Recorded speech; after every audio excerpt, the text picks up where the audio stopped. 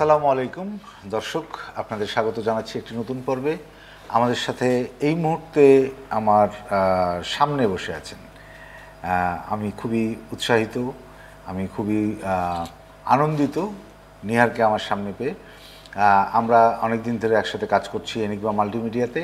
আপনারা নিশ্চয়ই জানেন যে এনিগমা মাল্টিমিডিয়া একটি ওটিটি প্ল্যাটফর্ম হিসেবে কাজ করার জন্য কাজ করে যাচ্ছে। সেই যুদ্ধের একজন যোদ্ধা আমি বলবো নিহার সুলতানা, যে আমাদের এখানে সিনিয়র প্রডিউসার হিসেবে কাজ করছেন। নিহার প্রতি রবিবার রাত 9টা থেকে 10টায় আমরা যেই লাইভ শো করি আজ গানের দিন, সেটার প্রডিউসার হিসেবে কাজ করছে। নিহার, আপনাকে স্বাগত। ধন্যবাদ। নিহার, আমার আপনার সাথে তো কথা তো শেষ হয় না, অনেক কথা আপনার সাথে বলতেই হয়।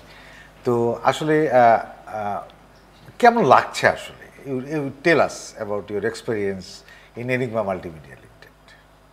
হিউজ। আসলে আপনি যেমন বলছেন যে আমার সাথে কথা বলা শেষ হয় না, আমারও কিন্তু এনিগমা নিয়ে কথা বলা শুরু করলে আসলে শেষ হয় না। আমার কাজের এক্সপিরিয়েন্স যদি বলি, অনেক দীর্ঘ একটা কাজের এক্সপিরিয়েন্স। আমি দীর্ঘদিন বাংলাদেশের স্যাটেলাইট টেলিভিশনগুলোতে কাজ করেছি এবং আমার যেহেতু অনেকগুলো সেক্টরে কাজ করার সুযোগ হয়েছে। প্রোডাকশন হাউসে কাজ করেছি, আমি এনজিওতে কাজ করেছি, বিভিন্ন জায়গায় কাজ করার সুযোগ হয়েছে। সেই জায়গা থেকে আজকে যখন এই রকম একটা এনিগমাতে, আর শুরু থেকে যদি বলি এনিগমা যে একটা এনিগমা, এটা জেনে আসিনি। ফ্রেশার হিসেবে যখন প্রথম টেলিভিশনে কাজ করি, সিএসবি নিউজ আমার শুরু, কোনো কিছু না জেনেই ওখানে গিয়েছিলাম। এটা একটা টেলিভিশন, সেটাও জানতাম না। আমার 14 গোষ্ঠীতে কেউ টেলিভিশন ব্যাকগ্রাউন্ডে ছিল না। আমি কিভাবে যেন চলে আসছি আমি জানি না। আসলে এনিগমায় আসার আগে আমি শুধু আমার এক কলিগের মাধ্যমে আমি জেনেছিলাম যে শান্তনু ভাই নামে একজন আছেন, যিনি অনেক ভ্যারাইটি টাইপের কাজ করেন, অনেক সেক্টরে অনেক কিছু নিয়ে কাজ করেন। তারপর মনে হলো যে আচ্ছা যাই দেখি, শান্তনু ভাইকে একটু নক করে দেখি তো কি করছে। তারপর আমি জানলাম যে এনিগমা টিভি, তখন ভাবছি যে একটা অনলাইন টেলিভিশন। এখানে আসার পর দেখলাম যে এটা একটা বড় প্ল্যাটফর্ম হচ্ছে, এনিগমা টিভি থেকে এটা একটা ওটিটি হতে যাচ্ছে। এই এক্সপিরিয়েন্সটা একটা অনেক বড় এক্সপিরিয়েন্স। আরও বড় যেটা, সেটা হচ্ছে যে যেটার জন্য আমি আসলে শান্তনু ভাইকে, এনিগমাকে আমি অনেক কৃতজ্ঞতা আমার পক্ষ থেকে, যে আমি ভিডিও এডিটর হিসেবেই দীর্ঘ 16-17 বছর কাজ করেছি। সেই ইয়ে থেকেই কিন্তু এখানে এসে আমি এনিগমাতে এসে আমি বললাম যে আমি এডিটিংয়ে দীর্ঘদিনে আমার এক্সপিরিয়েন্স, কিন্তু আমি ওই সেক্টরে আজ কাজ করতে চাই না। এরকম না যে আমি কাজটাকে ভালোবাসি না বা ওইটা না, কিন্তু আচ্ছা হয় না যে মানুষের আর একটু এক্সপ্লোর করে, একটু এক্সপ্লোর করে দেখা, বা ভ্যারাইটি যেটাই বলেন, ওই জায়গা থেকে আমার মনে হলো যে আমি একটু করে দেখি, এবং আমাকে সেই সুযোগটা এনিগমা দেয়। কিছু জিনিস তো থাকেই মানুষের ইচ্ছার জায়গা, বা কিছু জিনিস থাকে মানুষের ফিউচারের স্বপ্নের জায়গা।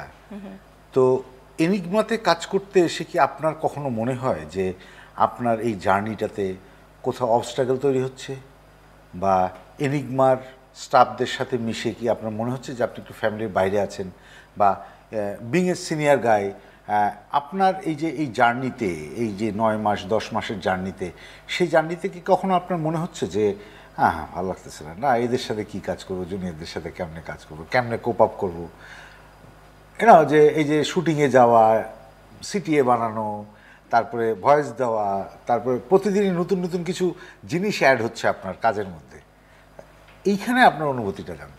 এক কথায় বলতে গেলে অনেক ভালো। আমার বাইবর্ন আমার কিছু মানে গড গিফটের আমি বলবো, সৃষ্টিকর্তা আমাকে কিছু জিনিস দিয়েছে যেই কারণে আমি যে কোনো জায়গায় কোপ আপ করতে পারি।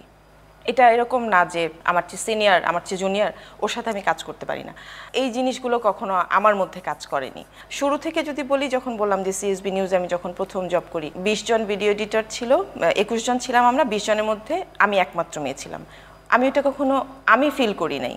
হ্যাঁ, কিছু কিছু যখন ফিল হতো যে নাইট করতে হবে, শুক্রবার দিন ছুটি নাই, ছুটিটা আবার অন্য দিন, মানে অনেক রকমের ইয়ে চলে আসছে, কিন্তু ওই জিনিসগুলোকে মেনে নিতে আমার অনেক বেশি অসুবিধা হয়নি, যেহেতু আমি যে কোনো জায়গায় কিন্তু আমি চট করে আমাকে সেট করে নিতে পারি। যে কারণে ওইটা কখনো এনিগমাতেও আমার কখনো মনে হয়নি যে ও আমার চেয়ে ছোটো, আচ্ছা ওকে এইভাবে ট্রিট করি, ও আমার চেয়ে বড়, ওকে এইভাবে ট্রিট করি। আর একটা জিনিস হচ্ছে কি, যেটা আমি খুব ফিল করি, মানুষ নিজেকে যদি ভালোবাসে তাহলে তার চারপাশটাকে কিন্তু সে ভালোবেসে আপন করে নেয়, সেটাও আমার মধ্যে আছে। মানে আমি আসলে নিজেকে অনেক বেশি ভালোবাসি। আরেকটা জিনিস আমি অ্যাড করি, সেটা হচ্ছে যে কোনো সমস্যায় সুন্দর একটা হাসি দেওয়া, তাই না? অভিযোগ নাই, হ্যাঁ, কিন্তু সুন্দর একটা হাসি দিয়ে প্রবলেমটা সলভ করে ফেলা। ক্যারিয়ারিস্ট হিসেবে why you have chosen video editing?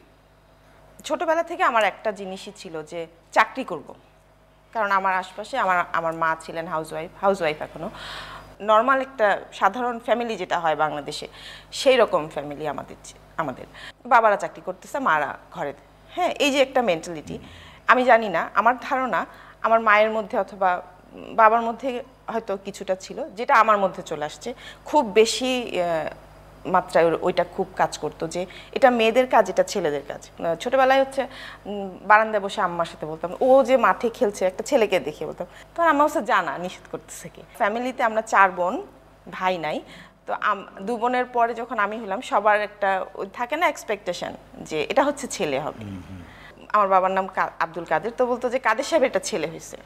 আমার বাবা ছিলেন ইঞ্জিনিয়ার।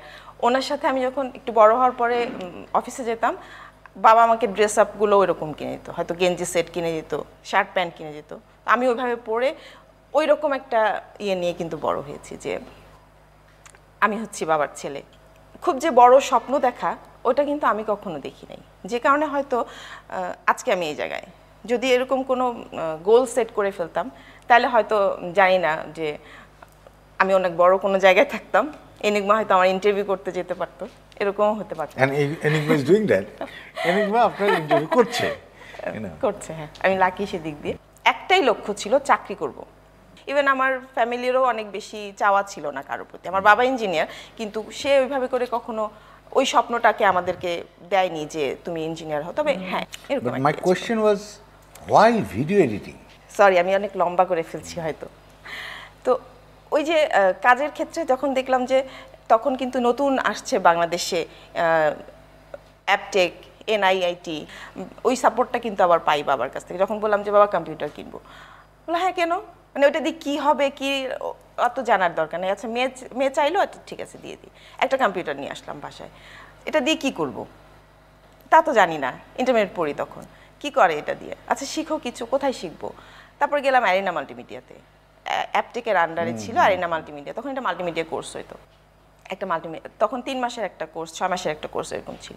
কোর্সটা করার পরে দেখলাম যে আমার ভালো লাগছে এটাতে, ফটোশপ শিখলাম, ইলাস্ট্রেটর শিখছি।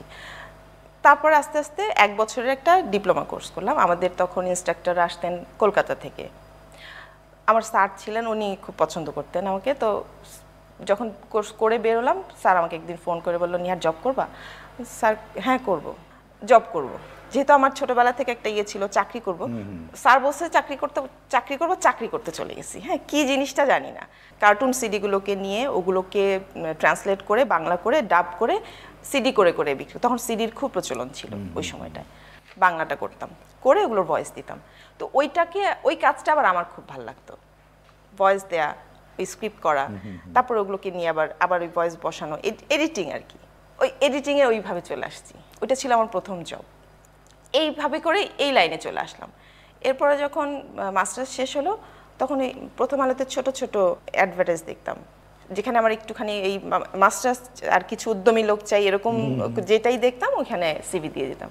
তারপর আস্তে আস্তে একদিন একটা কল আসলো যে ইন্টারভিউ মহাখালীতে।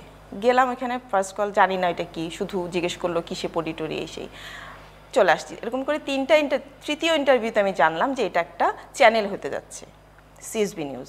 এরপরে কিন্তু এই চ্যানেলে ঢুকলাম। তারপরে তো আস্তে আস্তে ভিডিও এডিটিংয়ে যেহেতু ঢুকলাম, তারপরে জবগুলো আস্তে আস্তে শুধু ভিডিও এডিটিংয়েরই ছিল। তাহলে ভিডিও এডিটিংয়ে 16 বছর। 16 বছর। এনিগমা মাল্টিমিডিয়া এসে position change, so you become senior producer. হ্যাঁ। সো এই ট্রান্সফরমেশনটাকে আপনি কীভাবে নিচ্ছেন? কাজ করতে করতে আমি দেখেছি যে আচ্ছা এই জায়গাটায় আমার অভিজ্ঞতা না থাকলেও আমার কিছুটা পারদর্শিতা আছে, আমি এটা করতে পারবো। ওই জায়গাতেই আমার ওই চ্যালেঞ্জগুলো নিতে ভালো লাগে। এই ট্রান্সফরমেশনে আপনি ভিডিও এডিটর থেকে now you become senior producer, and first assignment হচ্ছে একটা 1 ঘন্টার লাইভ শো, আজ গানের দিন। এই জায়গায় আপনি কোপ আপ করলেন কীভাবে? হ্যাঁ, you have ability to cope up as you said before, but the thing is that totally different জায়গা। তো হ্যাঁ, এডিটরের জন্য ডিরেকশন দেওয়াটা ইজি হয়, বিকজ তাদের একটা কাটিং পয়েন্ট থাকে, তারা জানে কোথায় কাটতে হবে। বাট প্রোগ্রাম যখন it is a program, so এটার ব্যাকগ্রাউন্ডের কাজ, এটার অনলাইনের কাজ, দেন এটার একটা লাইভ শো, সো শিল্পী ম্যানেজ করা, তাদের আসা, তাদেরকে রেডি করা, আপনাকে লাইভ করা, it's a huge task in fact. So editing থেকে এইখানে এইটার অনুভূতিটা জানতে চাই। আমার জন্য চ্যালেঞ্জ ছিল যেটা, এটা একটা সিজন হয়ে আসছে, এটা সেকেন্ড সিজন, সুতরাং নতুন কিছু করতেও না পারি, ওই সিজনটাকে যেন এই বেটার হইতো। হ্যাঁ, এইটাকে খুব ফিল করতাম যে মানে এটার জন্য আমার স্ট্রাগল করতে হয়েছে যে যত কিছু করতে হয় আমি করব। So you have completed already 17 episode, right? 17টা এপিসোড অলরেডি করে ফেলছেন। এতে করে কি আপনার কনফিডেন্স বেড়েছে আগের থেকে?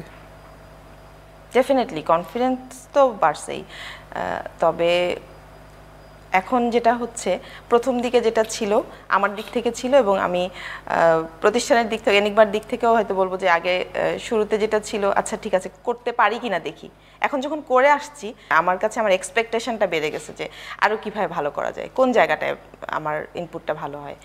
এখন এখানে স্ট্রাগল ফিল করতেছি আমি। এনিগমা মাল্টিমিডিয়ায় কাজ করতে এসে, যেমন আপনার পুরুষ কলিগ, আপনি যদি কাজ করতে যান ম্যাক্সিমাম সময় আপনাকে পুরুষ কলিগদের সাথে কাজ করতে হয়, লাইক আপনার editor or your cameraman or your assistant cameraman or somebody from admin, HR, তো অ্যান্ড বিসাইড দ্যাট আপনার সাথেও অনেক ছেলে কাজ করে। একজন মেয়ে হিসেবে আপনি কি ফিল করেন যে এই সেক্টরে একজন মেয়ে হিসেবে কাজ করাটা কতখানি চ্যালেঞ্জিং? নারী হিসেবে আমি বলবো যে পুরো পৃথিবী জুড়েই একটা চ্যালেঞ্জ। মুসলিম কান্ট্রি হিসেবে যদি বলি, আমাদের চ্যালেঞ্জটা একটু বেশি, মুসলিম হিসেবেই বেশি। তারপরে আমি বলবো যে এখন যদি এই সময়ের কথা বলি, অনেকখানি ডেভেলপ করে গেছে।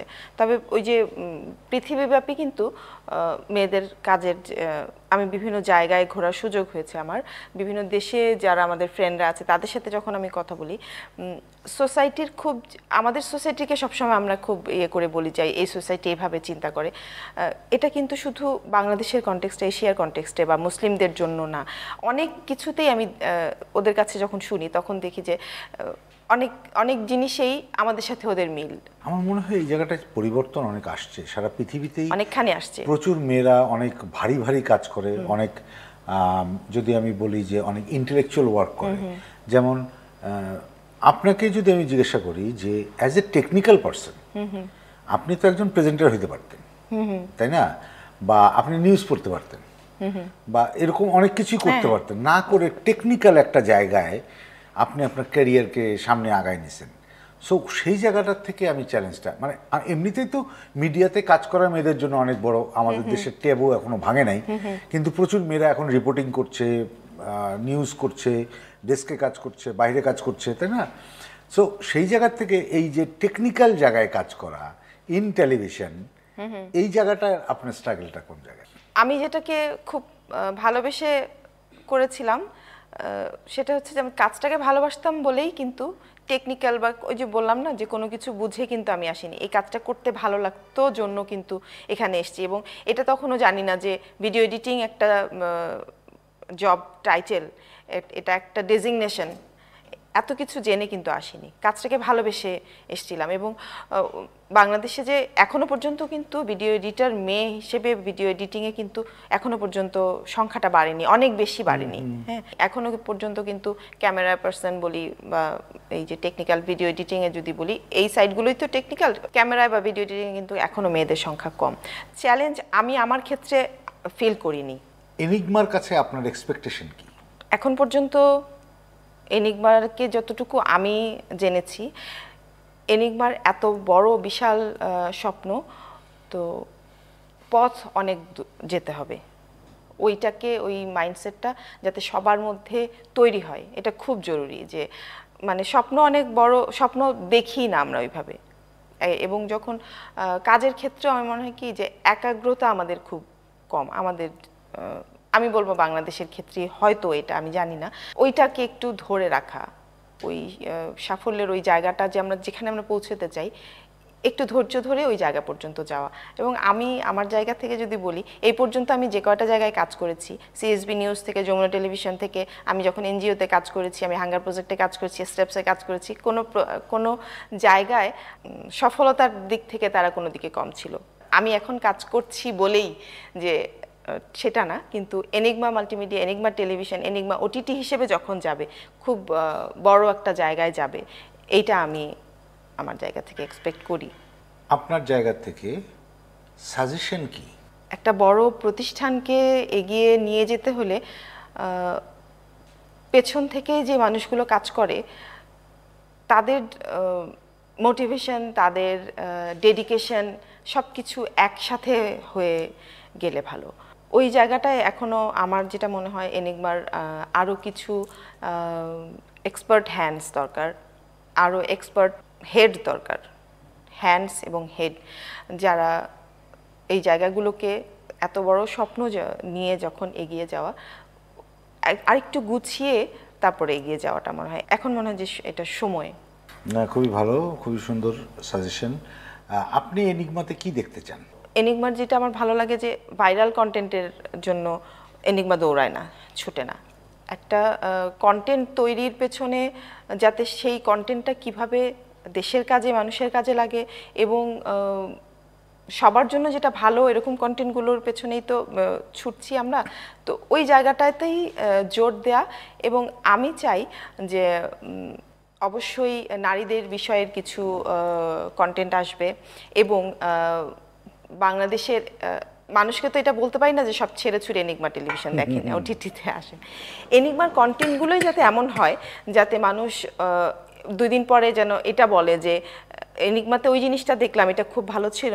আমি আগে ডিসকভারি দেখতাম, এখন ডিসকভারি দেখি না, এনিগমা দেখি। আগে এটিভি দেখতাম বা আগে যমুনা টেলিভিশন দেখতাম, সময় দেখতাম, এখন আমি এনিগমাতেই সব কিছু পাচ্ছি। আমি এনিগমাকে ওই জায়গাটায় দেখতে চাই। অনুষ্ঠানের শেষ পর্যায়ে আমরা শেষ করে দিই, আপনার দর্শকদের প্রতি কিছু বলার থাকলে। আমি বলতে চাই সব দেখেন, সব কিছু দেখেন, ভালো খারাপ সব কিছু দেখে নিয়ে ভালো জিনিসটা নেন। এখন ভালোর সংজ্ঞাও কিন্তু এক এক রকম। আপনি যেটা ভালো বলছেন আমার কাছে সেটা ভালো নাও হতে পারে। এনিগমার মতো কাজ করে যাবে, সবাই সবার মতো কাজ করে যাবে, কিন্তু দিন শেষে যেন আমি এটা বলতে পারি যে হ্যাঁ, আমি আজকে ভালো কিছু নিয়েছি, ভালো কিছু দিয়েছি। নিজেকে ভালোবাসবেন, নিজের কাজটাকে ভালোবাসবেন এবং আরেকজনের ক্ষতি না হয়, এরকম এই এটা যাতে থাকে আপনার নিজের মধ্যে যে আমি যেটা করছি এটা দিয়ে আরেকজনের কোনো ক্ষতি হচ্ছে না। এই তো। ধন্যবাদ নিহারকে আমাদের সাথে সময় দেওয়ার জন্য।